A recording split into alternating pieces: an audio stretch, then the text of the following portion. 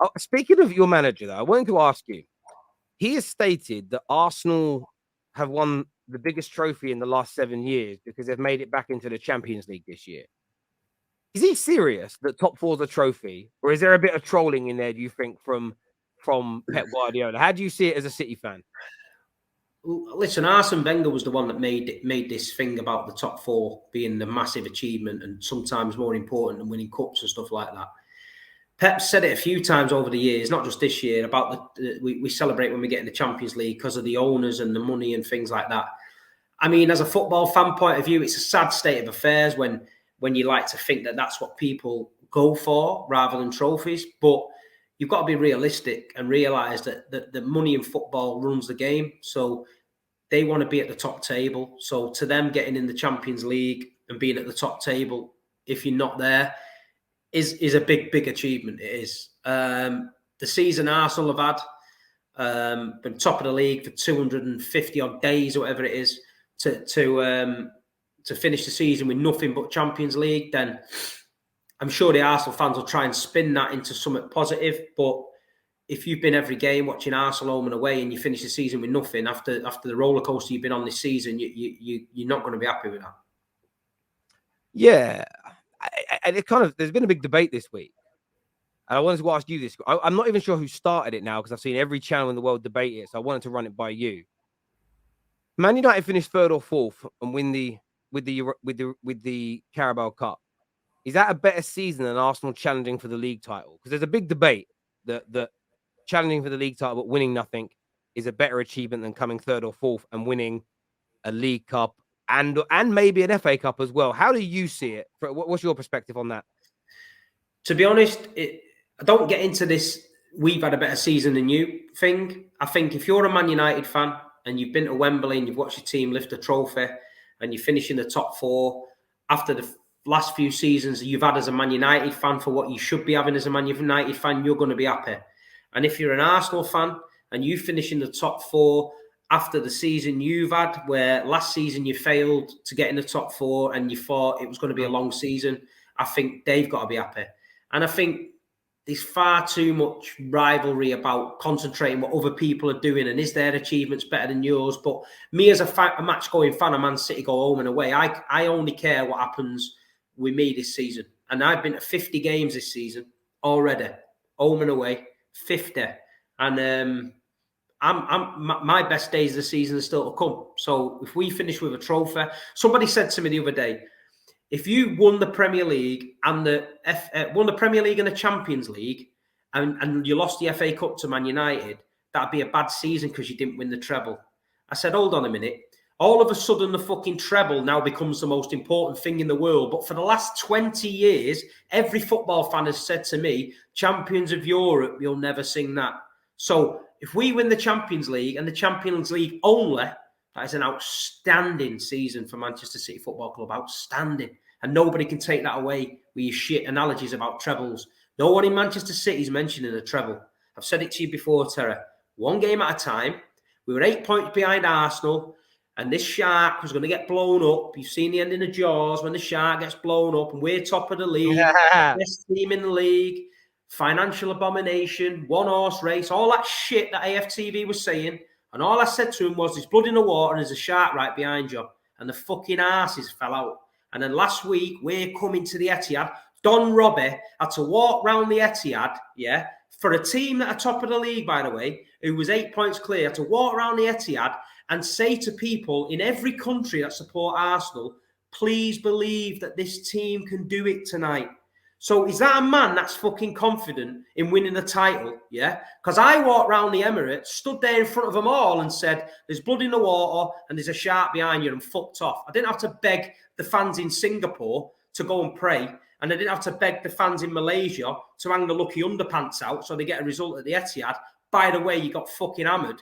And so at the end of the day, you know, they're not confident. And when I said it to you on this show, Fragile FC, yeah, built on a pack of cards. I was fucking right, Terry. I was right. I walked out the ground. A big Stricto was coming out the city end, out the away end, and he looked like he was going to die. I had to calm him down. I had to give him a cuddle. I said, "You all right?" He went, "You're better than us. You're better than us. Fucking better than us, Steve," and all that. I've gone off. I seen him last night. He's giving it like, yeah, we're top of the league again. It's not over till it's over and all that. I thought, these guys are up and down like the fucking big one at Blackpool, man. I tell you, I'm mad. Mate, like, on this stuff around my season's better than your season, like, as you said, for me, it isn't something I sit there and think about. I talk about it when my audience says it to me in my comments, or I watch another content creator kind of bring it up. It's never really something I sit there and think, right, I'm going to ask the question tonight randomly out of nowhere, who's had the better season, Man United or Arsenal? Because for me, these things have always been obvious. I think it's close. I think if Arsenal stay close to you now and don't fall away and collapse even more, being in the title race is a brilliant place to be. It's a very good season for them, all things considered. They have fouled at the end. They've got to learn from that. There's things to take away from it. Man United have won a trophy. We've got into the Champions League, which is beyond the expectations that were placed upon us this season. I'm happy with that. You're right. If City don't win a treble, it's not a bad year for you. If you're we're the only team that gets judged on a treble now, mate, but I think, but this is what fans are doing now, all clubs, and I didn't realize that anyone was saying that to City fans, and now I do. It's almost like people project their own frustrations from their own club. Like whenever I say now, Man United, like Eric Ten Hag in his first season at Man United is overachieved. In my opinion, based on everybody's predictions that they said we wouldn't win anything and we wouldn't be in the top four, the fact we're there is on merit. I've seen Arsenal fans this week say, but it's only because it's a crap league. Their managers come out and said it's the most competitive Premier League season in 22 years. Now, I don't agree with Arteta. I don't think it's been the most competitive in 22 years, but it has been competitive. But Man United have, at this stage of the season, in the last 22 years, would only have been outside the top four once in 22 years on this amount of points. So we're there on merit. Arsenal haven't had a disastrous season because they had those bad 3 games and you guys overtook them. It only becomes bad if next year they fall off and they fall away again. There's too much hyperbolic analysis. There's too much trying to shit on each other's clubs where sometimes it's become boring for me. I'm not going to lie, it's become boring. If City win just win the league this year, it's still been a very good season because everybody in the Premier League would swap with you to be Premier League champions. And I know for a fact that most teams in England, probably barring City, would swap with Man United this year to be in the top 4 and to have won a trophy. And we all know this. I just don't know why fans spend so much time and energy now kind of lying about football principles. Does that make sense? Not even trying to change them, but lying. They've done it this year with Haaland. Haaland's goals are good, but they're all tapping, so they don't really count. I've never heard it. Bullshit. This is what I'm saying. How pathetic is it? Like, there's only Erling Haaland who can come to this league, and instead of embracing it and people saying fair play to him, man, there's always an if. Yeah, but he makes you worse. Yeah, but I could score that many goals in the City side, but I could do this, but I could do that. Well, you name all the top strikers in the Premier League history. Thierry Henry, Ruud van Nistelrooy, Van Persie, Sergio Aguero, Alan Shearer, Andy Cole, Les Ferdinand, anyone you want to name, yeah?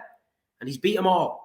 He's beat them all. Every single record, he's beat them all already in the season. So he deserves his props.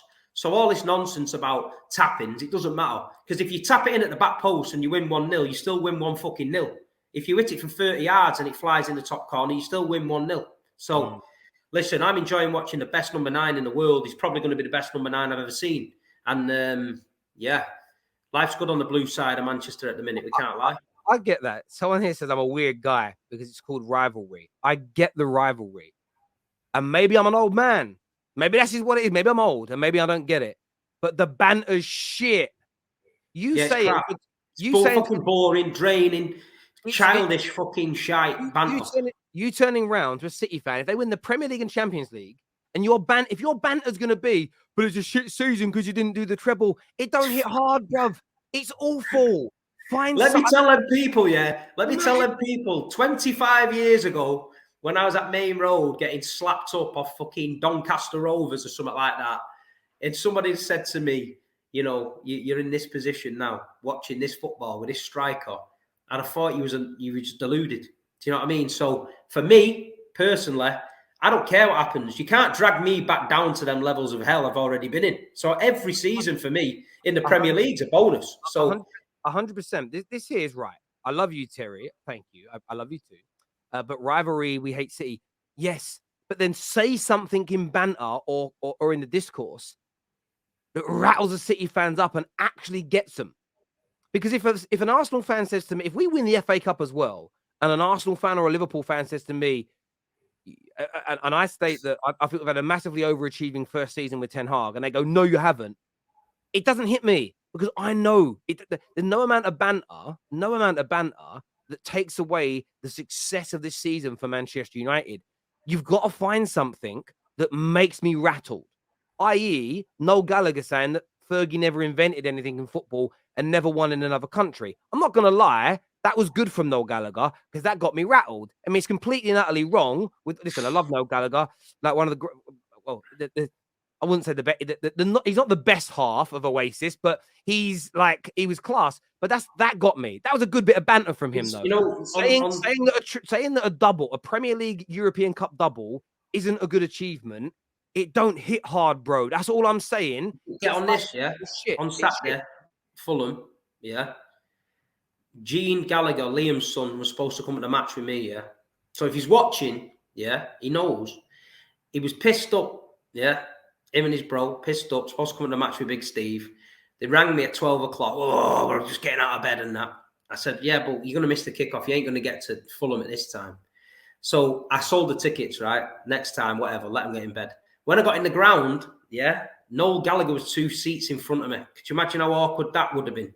So you would have had Gene Gallagher and sat with me and Noel in front. So I think that was God's way of saying, nah, it's not meant to be this game, leave it.